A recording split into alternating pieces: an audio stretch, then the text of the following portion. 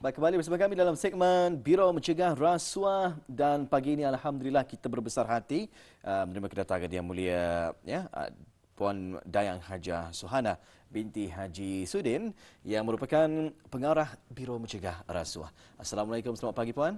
Waalaikumsalam warahmatullahi wabarakatuh. Selamat pagi Wali dan Intan. Alhamdulillah. Apa khabar pagi ini Puan? Sihat ya? Alhamdulillah saya sihat. Alhamdulillah. Hari ini merupakan kali kedua penampilan Puan di Rampai Pagi ya? Yes, betul. Hari ini adalah kali kedua. Dan pagi ini kita ini akan mengetahui lebih lagi mengenai dengan pengenalan yang mana merupakan bahagian dua ya. Beberapa minggu lepas merupakan bahagian pertama. 2 minggu lepas. 2 minggu lepas merupakan bahagian pertama. Ini merupakan bahagian yang kedua ya. Iya. Jadi Puan bicara mengenai dengan segmen kita pada pagi ini sebagai mukadimah. Silakan Puan. Terima kasih. Selamat pagi lagi sekali kepada Wali dan Intan. Terima kasih. Selamat pagi kembali. Ya. Dan selamat pagi kepada penonton Rampai Pagi pada hari ini. Bertemu kita lagi dalam sesi kedua wawancara Rampai Pagi bersama Biro Mencegah Rasuah. Di sini saya akan meneruskan pemberian pengetahuan mengenai dengan undang-undang berkaitan dengan rasuah, public law awareness ya. Dalam sesi pertama, saya telah memberikan pengenalan overview tentang topik ini.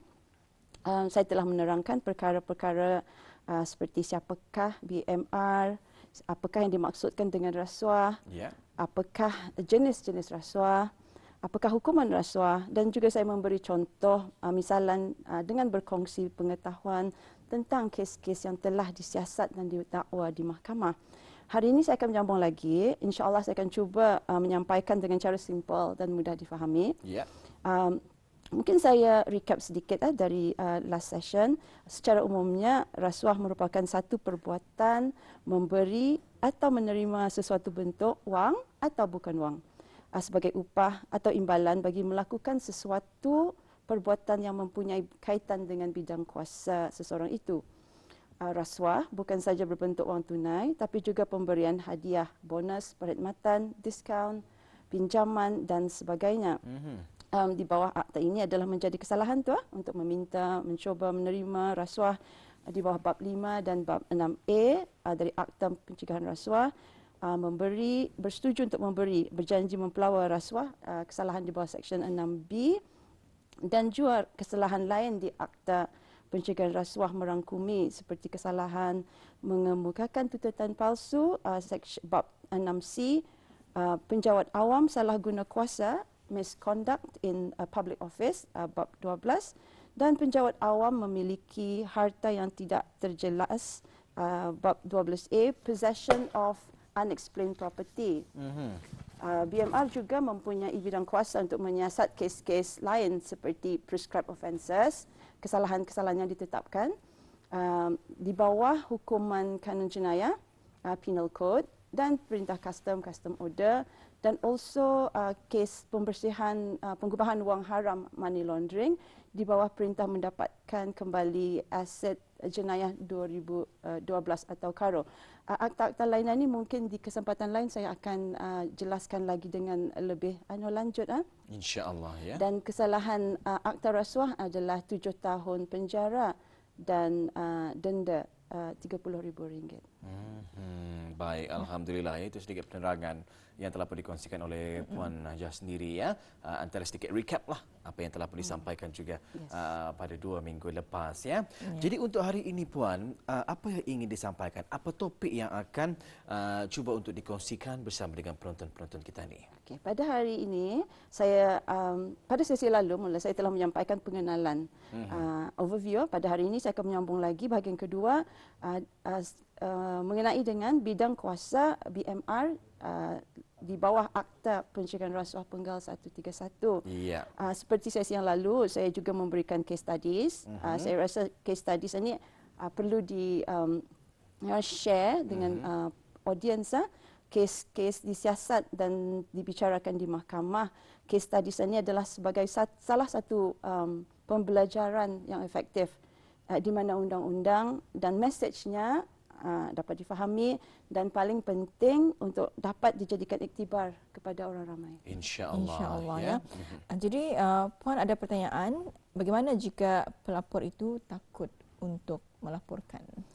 Sesi yang lalu saya mengalukan aduan dari orang ramai atau dari pihak kerajaan untuk melaporkan perilaku rasuah, salah guna kuasa dan lain-lain. Butiran pelapor atau aduan, nama dan alamat adalah dirahsiakan. Ini adalah keistimewaan yang diberikan di bawah undang-undang iaitu bab 30 Akta Pencegahan Rasuah, di mana pelapor adalah dilindungi ya. So kepada pelapor jangan takut untuk melaporkan.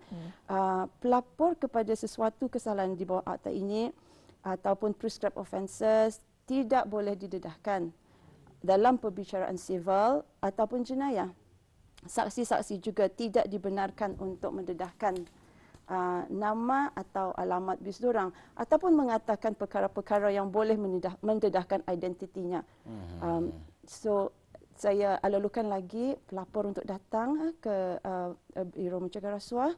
Kalau dilaporkan perkara ni, kita ni dia mau perkara ni, barang tu salah. Hendakkan you diam-diam saja. Melaporkan adalah your civic duty ya sebenarnya. Betul. Jua dalam hal ini, saya juga ingin menarik perhatian kepada bab 34 akta yang sama. Saya tadi datang melapor, tapi akta ini, akta bab 34 ini, kalau memberi maklumat palsu kepada BMR adalah menjadi kesalahan dan didenda RM20,000 atau 1 tahun penjara. Jadi maksudnya selalunya kan pelapor ini adalah mereka yang menyaksikan adanya berlaku rasuah pada ketika itu ya. Jadi mereka boleh melapor ke Biro Mencegah Rasuah dan segala keterangan dan juga peribadi mereka akan dirahsiakan ya. Macam mana ceritanya jika pelapor itu adalah ia yang menerima rasuah? Terpaksa macam dia dapat menolak Ya, macam mana ni? Jangan tanya macam tu. Apa ceritanya? Memang ia takut untuk sekarang aku yang kena dijatuhkan hukumannya. Macam mana? Kalau macam itu dia adalah pelapor juga. Ia adalah pelapor dan ia sebagai mangsa dan sebagai saksi utama dalam kes satu. Ya, satu pun dialalukan. Alhamdulillah. Ya, jadi lagi sana kan ada saksi untuk BMR dan untuk pendakwaan. Lebih mudahlah tugas untuk dijalankan ya. Dan pastikan juga maklumat itu adalah maklumat yang sahih dan bukan maklumat palsu. Dan bukan maklumat palsu. Iya. Tahu-tahu ada hadiah kan datangkan di rumah. Apa ini? Laporkan. Laporkan ya. Baik, apakah proses Biro Mencegah Rasuah dari mula penyiasatan hingga ke akhir kes ini? Saya ada menyediakan poster supaya senang saya menjelaskan. Ya, baik. Kalau dapat ditunjukkan posternya. Ya, ini dia kita saksikan bersama di kaca televisyen proses-proses yang dijalankan. Silakan Pak.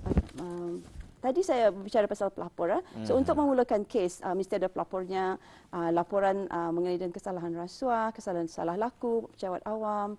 This is initiating an investigation yang katanya.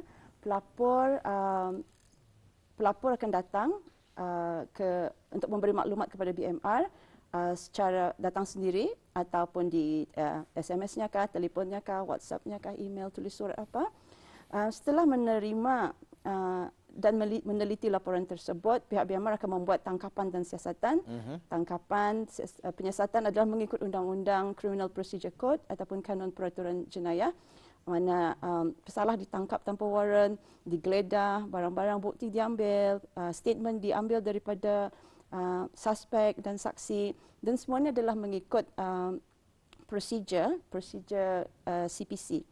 Selesai penyiasatan, kes ini akan dihadapkan kepada pihak pendakwa raya untuk tujuan pendakwaan, iaitu untuk dibicarakan hanya katanya. Peranan BMR adalah setakat di sana saya menyiasatkan nombor 3 dan kes ini sudah selesai akan diserahkan kepada pihak pendakwa raya untuk dijalankan proses seterusnya, iaitu perbicaraan di mahkamah. Perbicaraan di mahkamah sudah selesai, itu akan dijatuhkan hukuman kalau sabit atau sebaliknya. Kalau tidak sabit, si pesalah akan dibebaskan. Jika sabit, pesalah akan dihukum penjara dan didenda. Proses mahkamah seterusnya, nombor 6 dalam skrin itu adalah rayuan.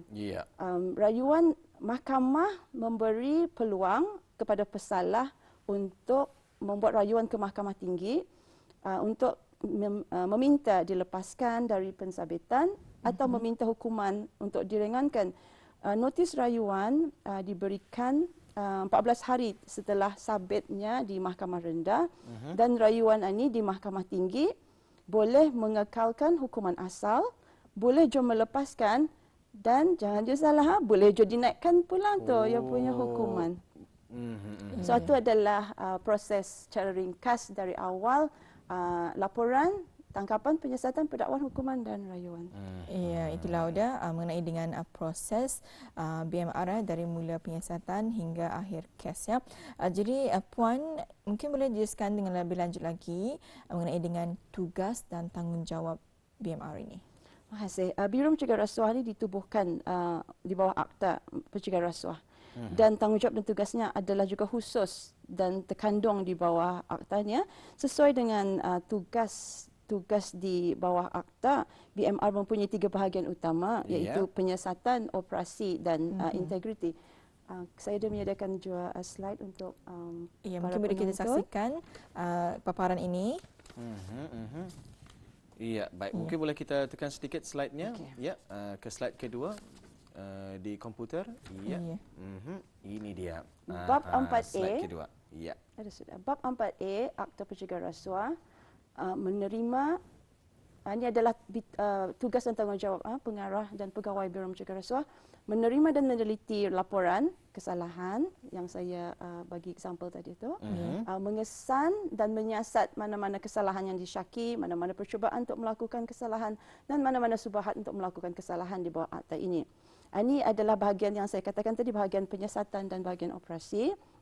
Lepas itu kami juga mempunyai, mungkin ini orang ramai banyak yang dah tahu, bahagian seterusnya C, memeriksa amalan sistem dan prosedur badan kerajaan bagi memudahkan penemuan kesalahan dan memastikan semakan ke atas amalan sistem prosedur yang mana diiktirafkan kondusif dan terdedah kepada rasuah, memberi arahan, nasihat dan membantu mana-mana orang untuk atas permintaannya dalam cara menghapuskan rasuah, memberi nasihat kepada badan kerajaan ke atas amalan perubahan amalan sistem prosedur badan kerajaan yang mana difikirkan perlu untuk mengurangkan kemungkinannya berlaku rasuah, mendidik masyarakat terhadap rasuah dan meminta memupuk masyarakat dalam memerangi rasuah. Alhamdulillah. Ya, jadi apa yang kita lakukan pada ketika ini adalah mendidik masyarakat ya, pengenalan sedikit mengenai dengan rasuah ini ya. Jadi apa yang dimaksudkan dengan badan kerajaan ataupun public body ini? Okay. Saya pun ada menyediakan slide kalau boleh buat penonton melihat dalam skrin. Badan kerajaan merangkumi kerajaan negara Brunei Darussalam, mana-mana jabatan atau perkhidmatan atau usaha kerajaan, mana-mana syarikat, lembaga, pesuruhjaya, badan yang lain yang mempunyai kuasa untuk bertindak di bawah undang-undang bertulis, yang mana berkaitan dengan kerajaan, kesihatan awam, kemudahan awam, kuasa untuk memegang dana kerajaan, lembaga, badan terkandung dalam jadual dan syarikat atau anak syarikat di mana badan kerajaan tersebut di atas ada mempunyai kawalan atau kepentingan. Banyak orang bercakap ni aku bukan kerja sama kerajaannya, mana aku terkandung ininya dalam bidang kuasanya.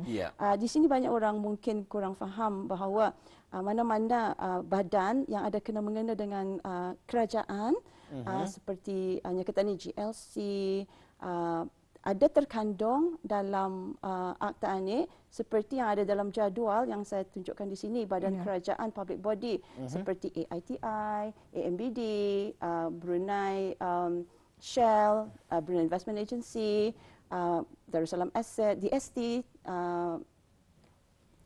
banyak lagi di banyak sana. lagi di sini, RBA, ada lebih kurang dalam 22 dalam listed dalam undang-undang. So ini adalah badan kerajaan, badan kerajaan yang terkandung dalam jadual yang mana Biro Mencegah Rasuah mempunyai bidang kuasa untuk menyiasat akan berlakunya rasuah atau salah guna kuasa. Iya. Jadi Puan telah pun menerangkannya sedikit mengenai dengan badan kerajaan dan sebagainya. Jadi mungkin boleh berkongsi mengenai dengan kes tadi ni, Puan. Kes ini adalah kes yang didengarkan di mahkamah pada tahun lepas 2020. Iya. Dan kes ini juga didengarkan di Rayu yang baru didengar beberapa hari yang lalu dan ada 2 orang dalam kes ini pegawai custom dan seorang penyeludup didakwa di bawah kesalahan rasuah. Iya. Saya ceritakan kes ini secara ringkas. Pegawai custom ini ia kenal dengan si penyeludup ini pada tahun 2017. Ia bertugas di pos kawalan Sungai Tujuh dan of course antara pekerjaannya adalah memeriksa kenderaan yang masuk dari Miri. Penyeludup pun berkawan dengan si pegawai tersebut dan bertukar nombor telefon. Si penyeludup menghubungi si pegawai tadi dan memberitahukan niatnya untuk membawa masuk rokok, minuman keras dari Miri. Si penyeludup menawarkan kepada si pegawai jika ia memberi maklumat mengenai situasi Sungai Tujuh, dia akan membawa masuk barangannya dan memberi komisionnya RM5 yang akan dibaginya bagi setiap kartun minuman keras dan RM2 bagi setiap kartun rokok. Si pegawai pun bersetuju dengan offernya ni. Caranya menolong sepertinya kalau ia bertugas, ia memberitahu di pondok mana ia bertugas. So si penyeludup akan masuk mengaga pondok itu dan si pegawai akan pura-pura memeriksa, tapi dilepaskannya sebanyak kawannya. Si pegawai pun juga memberitahunya panjang queue-nya, ada pemeriksaan atau tidak. Dan kalau si pegawai ini tidak bekerja pun sudah pindah, suruhnya je kawannya menolong bertanyakan apa keadaan di sana. Dan setiap kali lapas, tadi ia lapas menyeludup ini ia diberi komisen. Sudah itu dalam pemeriksaan telefon bimbit bis diorang sekali kedapatan ada screenshot. Every time ia membayar duit rasuah ni di screenshotnya diantarnya. So dalam juga adalah 27 kali bukti yang ia mentransfer duit. So 27 kali itu adalah 27 tuduhan rasuah. So tuduhannya adalah ia si penyeludup memberi rasuah dan si pegawai menerima rasuah. Dan dijatuhkan hukuman, si pegawai dijatuhkan hukuman 3 tahun penjara dan diarahkan membayar balik totalnya yang rasuah diterimanya RM4,912 dan ia gagal membayar ditambah 5 bulan lagi jadi 3 tahun dan 5 bulan dan si penyeludup juga dijatuhkan hukuman 3 tahun penjara. Dan kedua-dua mereka merayu kepada Mahkamah Tinggi dan rayuan mereka ditolak. So hukumannya stay seperti So 27 kali penyeludupan dijalankan untuk sepanjang tempoh 2020 itu sahaja. 2017-2018. 2017-2018 ya. Iya. Jadi kembali mengenai dengan kes tadi dapat kita ni lebih memahami bagaimana proses yang dijalankan ya. Iya. Alhamdulillah. Masa sangat mencemburi kita ni Intan sebenarnya ya. Habis sudah masa. Habis sudah masa sebenarnya. Kita ada lebih kurang 1 minit lah. Mungkin ada ingin disampaikan terakhir dalam pengenalan kedua pagi ini. Untuk melaporkan rasuah. So melaporkan rasuah ada cara datang ke biro di bandar, di headquarters di Airport Lama ataupun di KB cawangan kami di KB. So ada tertera di skrin kita ni nombor telefon, email, WhatsApp number. So dialulukan untuk melaporkan. Baik, mungkin kita boleh tengok kembali gambar yang di daerah Brunei Muara. Ya. Ini dia. Kalau di daerah Brunei Muara, Auda boleh membuat laporan ke pejabat Biro Mencegah Rasuah ini ya. Lama. Ya, di Airport Lama. Ya. Alhamdulillah sudah bersedia kita ikuti bersama dalam segmen Biro Mencegah Rasuah pengenalan bahagian 2 ya.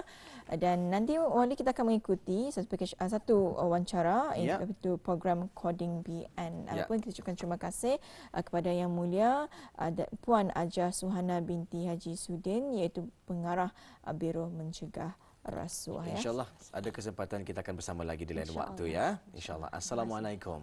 Waalaikumsalam.